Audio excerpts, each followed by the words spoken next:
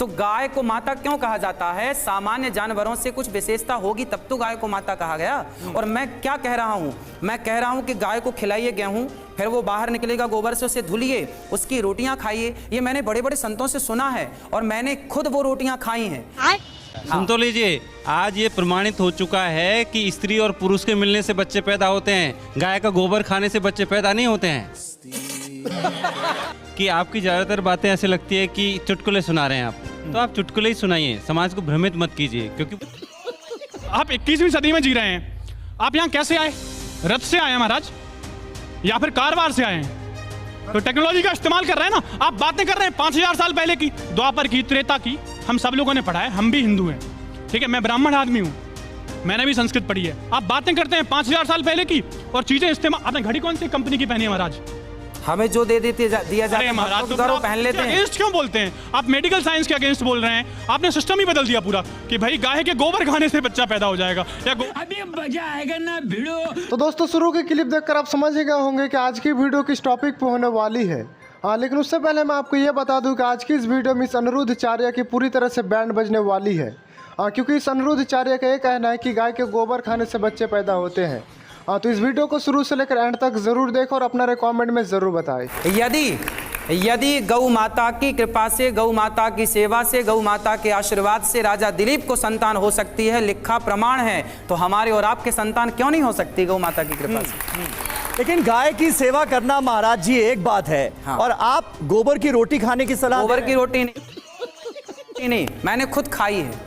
खाइए आप। मैंने गोबर की रोटी नहीं, वो क्या है, एक प्रोसेस है। गाय के अंदर जब गेहूं जाता है तो आप इसको सर्च कीजिएगा, यूट्यूब पे, गूगल में करिएगा।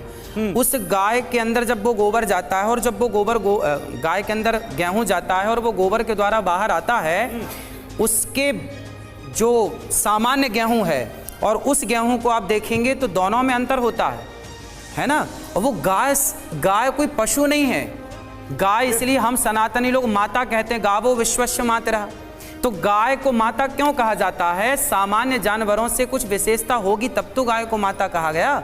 और मैं क्या कह रहा हूँ?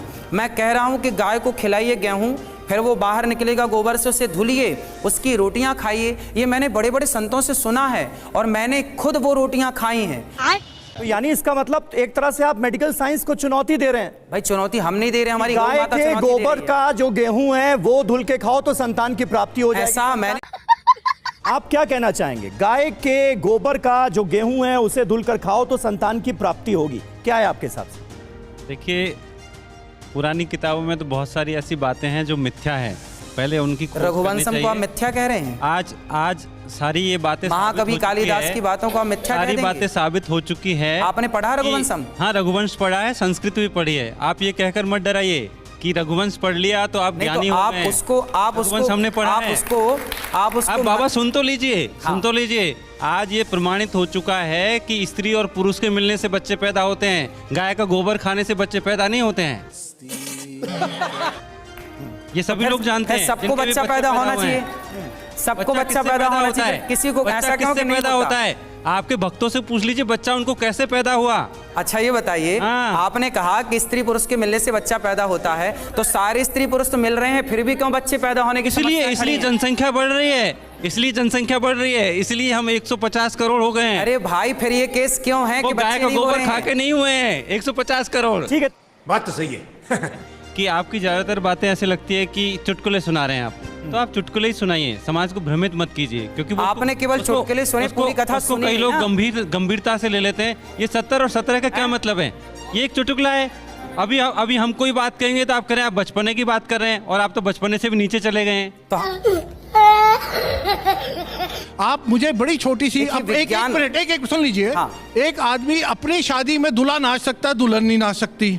ये मुझे समझ नहीं आया। दूल्हे की खुशी अलग है, दुल्हन की खुशी अलग है, ऐसा क्यों? दूसरा आप कह रहे हैं, इन्होंने क्या बोला था अभी वो कि बच्चे नहीं, IVF के ज़माने में, सरोगेसी के ज़माने में, और जहाँ पे अब आप देखिए चाइना, अमेरिका वगैरह कंट्री में जहाँ पे गाय की वो पूजा नहीं करते, इसका मतलब है वहाँ बच्चे नहीं होते उनको नहीं। ये होता, सुन लीजिए, जो प्रक्रिया 99.99% टाइम सक्सेसफुल होती है, उसको साइंस कहते हैं। सिंपल सी क्यों चीज है। हमारे वेद तो प्रमाणित जो नहीं चीज है? रिपीटेडली सक्सेसफुल, अगर जो चीज 40, 50, 60% होती है उसको साइंस तो नहीं क्या कहते। वेद को आप प्रमाण नहीं मानते? अरे वेद, आप वेदों पे क्यों जा रहे हैं? मैंने क्यों? आपको वेद ही साइंस- विज्ञान है। आप विज्ञान कहाँ से आया? आप बात कर रहे हैं बच्चों की, आप कह रहे हैं बच्चों को गाय का ये दो तो बच्चे पैदा हो जाएंगे। तो दोस्तों जो आपने अभी तक देखा बस वो एक छोटी सी क्लिप थी और अभी असली पिक्चर बाकी है, क्योंकि मैं जो अभी आपको दिखाने वाला हूँ उसे देखकर आप हंस के लोटपोट हो जाओगे। तो इस वीडियो को एंड तक जरूर देखें। जाइए, हाँ, पाकिस्तान में भी मुसलमान रहता है और बांग्लादेश में भी मुसलमान रहता है। जब दोनों मुसलमान थे तो देश को टुकड़े करने की क्या जरूरत पड़ी? क्योंकि दोनों की भाषाएं अलग थी। इस पर सवाल क्या है? शुद्धाचार्य जी से क्या पूछना? सवाल ये है कि ये सब मैंने कहा था कि जनता जाती है धर्म के लिए क्योंकि उसे मोक्ष मिलेगा। धर्म का व्यापार करने वाले लोग इसलिए आते हैं क्योंकि उसे अर्थ मिलेगा, काम मिलेगा। बाबा धर्म की का कृपा से व्यापार हो रहा कोई है, साइकिल बताइए? वाले के पास बाइक नहीं आएगी, लेकिन बाइक मतलब बाबा के पास मर्सिडीज और करोड़ों की संपत्तियां जरूर बढ़ जाएंगी। महाराज जी क्या क्या? धर्म का उनसे- व्यापार कर रहे हैं? सीधा सवाल। उनसे पूछिए कि धर्म का क्या व्यापार हो रहा, पूछिए क्या व्यापार है धर्म का? आपको क्या दिख रहा है? बाबा की वेबसाइट पे जाएं, हर पेज के एक नीचे लिखा है दान कीजिए, दान कीजिए। यही धर्म का व्यापार है। अच्छा, सही पकड़े हैं। आप कभी वृंदावन गौरी गोपाल आए? वहां पे आए, वहां पर अखंड 30,000 लोग पर डे भोजन करते हैं। अगर 150 सारे बच्चे मंदिरों निःशुल्क से पढ़ते हैं, सारे 280 माताएं रहती हैं वहां, तो सब फ्री में होगा? सारे मंदिरों से दान पेटियां हटा दी जाएं तो धर्म का कारोबार खत्म हो जाएगा। ये बड़ी अच्छी बात कही आप। बार कि मुसलमानों के यहाँ वो चलता है, क्या बोलते हैं उसको, मदरसा। आपने बोला मदरसा चल रहा है, मदरसा चले उससे इनको कोई आपत्ति नहीं, पर गुरुकुल चल रहे हैं तो क्यों चल रहे हैं, इनसे आपत्ति है। आपको नहीं लगता है जब आप इस तरह की चीजें बोलते हैं तो उनके करियर पे आप कहीं ना कहीं एक ब्रेक लगवा रहे हैं? क्योंकि बाहर अब तो चीनी जो कि इतने कट्टर चीनी उसके वो मैड्रिन के थे, वो लोग इंग्लिश पढ़ रहे हैं क्योंकि उनको पता है ग्लोबलाइजेशन का जमाना है। और आप यहाँ पे भारतीय बच्चा जो आज की डेट में पढ़ना चाहता है, आप कह रहे हो नहीं हिंदी का प्रयोग करो, हस्बैंड नहीं बोलो, पति। पता है इतनी छोटी छोटी बातों पे आप तो एक गुरु हैं, आपको तो ये आप चीजें ओवरलुक देखिए, करनी चाहिए। महाराज बोला जब अमेरिका जाइए, लंदन जाइए तो इंग्लिश में बात करिए, पर अपने घर में आइए अपने दोस्तों से तो अपनी भाषा में बात करिए। इतनी सी तो बात है, इसे क्यों नहीं समझ रहे हैं आप लोग? क्योंकि मेरा भारत महान, मेरा भारत यहाँ पे मेरे दिल में है। मुझे किसी का सिग्नेचर नहीं चाहिए कि भाई मैं किस भाषा में बात करूं। बोल रहे हैं पति परमेश्वर होता है। हिंदू धर्म में पति परमेश्वर है कि नहीं महाराज? मानते हैं? सनातन में पति परमेश्वर है। पत्नियों से पूछो ना कि मानती आप भी तो बोलते हैं, फिर उनके सामने नाचने में क्या परेशानी है? अब जब हम परमेश्वर के सामने नाच रहे हैं और पति के सामने नाचने में परेशानी है, महाराज कमाल कर रहे हैं आप। दूसरी चीज नहीं, हम आपसे बात करने नहीं, हम महाराज से सवाल पूछ रहे। आप लोग शांत रहेंगे थोड़ी देर? आप हमें महाराज ये बताइए, आप 21वीं सदी में जी रहे हैं, आप यहाँ कैसे आए?